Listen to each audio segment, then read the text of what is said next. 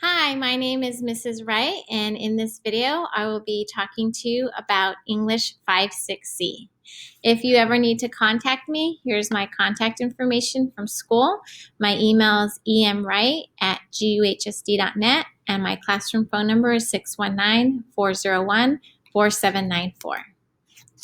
Here is the textbook issued to all students for this year, and this year we focus on the American experience.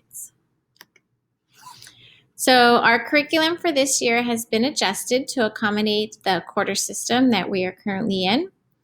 For quarters 1 and 2, here is a snapshot of our curriculum. All year, we will be studying roots as our continuous vocabulary. Here's an image for that. Quarters 1 and 2, we have lists 1 to 9, and then quarters 3 and 4, we have lists 10 to 18. And we'll also be reading 2 excerpts from the textbook. The first one is from Dust Tracks on a Road by Zora Neale Hurston. And here's what that looks like in the textbook. And the second one is from My Bondage and My Freedom by Frederick Douglass. And here's what that looks like. We'll also be going over narrative nonfiction, primary and secondary sources, slave narratives, and then students will be writing an explanatory performance task essay that's specifically for the CASP test. And then we will be finishing up the quarter with some CASP preparation. That's the California Assessment of Student Performance and Progress, the standardized tests, and then also a quarter reflection. And our grading categories are based on the English Language Arts Common Core State Standards, and they are weighted. So reading consists of 35% of their grade, and that includes reading for literature and reading for informational text. Writing is 35%, language is 15%, and speaking and listening is 15%. And we have the standard percents for the different grades.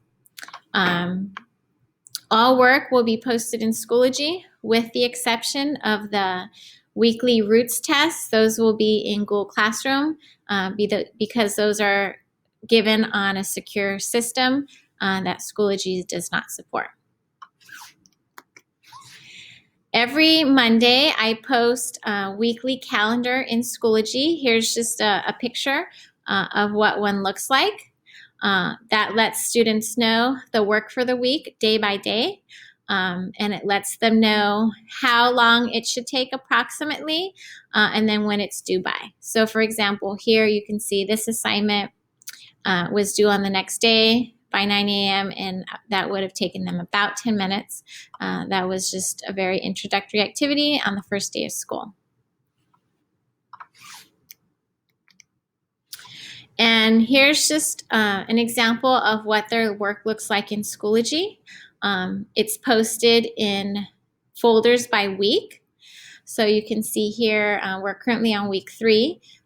Here was everything for week 1 was in this folder, week 2 was in this folder, and week 3 is in this folder. I will always put the most recent on top.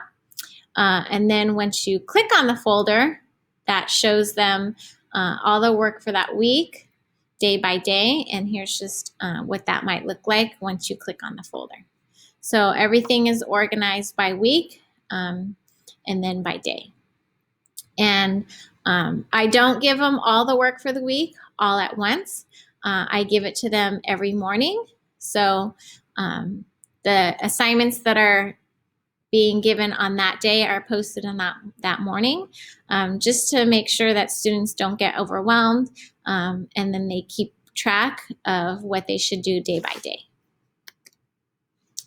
As I mentioned, our vocabulary for the year is learning word roots. Here's an example. Here were all the roots for list number 1.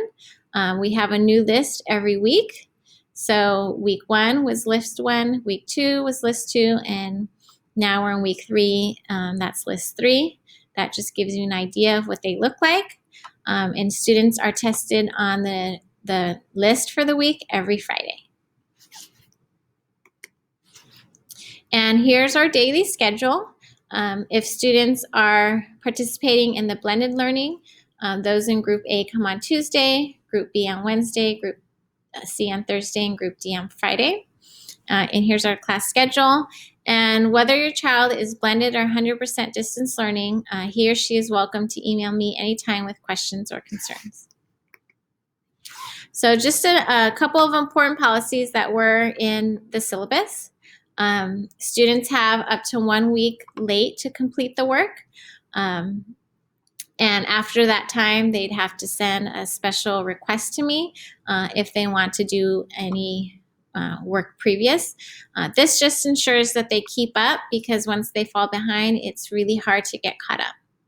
And then also, all the work is supposed to be done by the student, him or herself, unless specifically noted. And then also, I wanted to mention my positive recognition program. I've been doing this for a few years. I really think that it's important, especially now with distance learning, to recognize students for doing positive things throughout the week. So every week, every Friday, in Schoology, I'll post an announcement that just lets students know who I've chosen from that class for the Brave of the Week, and then why. And those are all the most important points for my class. If you have any questions, feel free to reach out to me.